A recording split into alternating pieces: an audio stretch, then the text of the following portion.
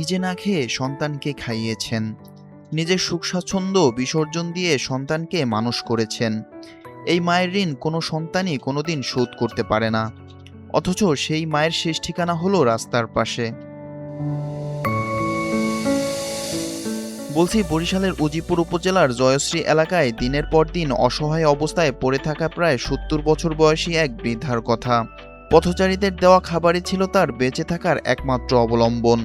ক্ষুধা, অসুস্থতা আর গলে যাওয়া ক্ষতের যন্ত্রণা নিয়ে বেঁচেছিলেন পথচারীদের দয়ায়। তবুও তার চোখে ছিল একটাই অপেক্ষা, হয়তো কোনো একদিন ফিরে আসবে তার সন্তান। যে মা নিজে না খেয়ে সন্তানের মুখে খাবার তুলে দেন, সেই মায়ের শেষ জীবনের আশ্রয় কখনোই রাস্তার ধারে হতে পারে না। এই নির্মমতা ও মানবতাকে প্রশ্নের মুখে দাঁড় করিয়ে এনটিভি অনলাইনে এই অসহায় বৃদ্ধার সংবাদ প্রকাশিত হয়। তারপরই মানবিকতার হাত বাড়িয়ে দেয় স্বেচ্ছাসেবী সংগঠন লাইট অব হিউম্যানিটি। তারা বৃদ্ধাকে উদ্ধার করে সুচিকিৎসার ব্যবস্থা করেন এবং নিরাপদে আদর্শ নিবাস বৃদ্ধাশ্রমে পৌঁছে দেন। একই সঙ্গে প্রশাসনও তার পরিচয় শনাক্তের উদ্যোগ নিয়েছে। উপজেলা নির্বাহী কর্মকর্তা বলেন, বৃদ্ধার প্রকৃত পরিচয় শনাক্তের চেষ্টা চলছে, পাশাপাশি তাকে নিরাপদ আশ্রয়ে রাখার উদ্যোগ নেওয়া হয়েছে।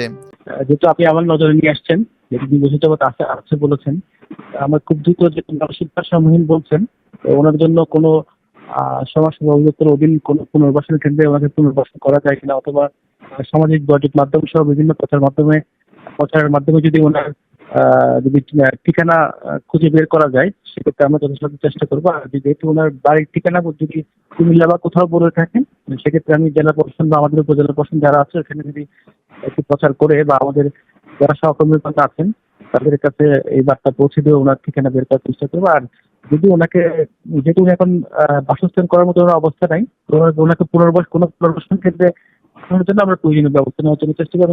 দ্রুত আমরা হয়তো ওনাকে ভিজিট করে ওনার বর্তমান অবস্থাটা দেখার চেষ্টা করব।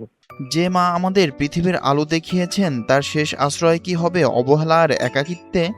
সময় নিয়মে সবাই একদিন বৃদ্ধ হবে।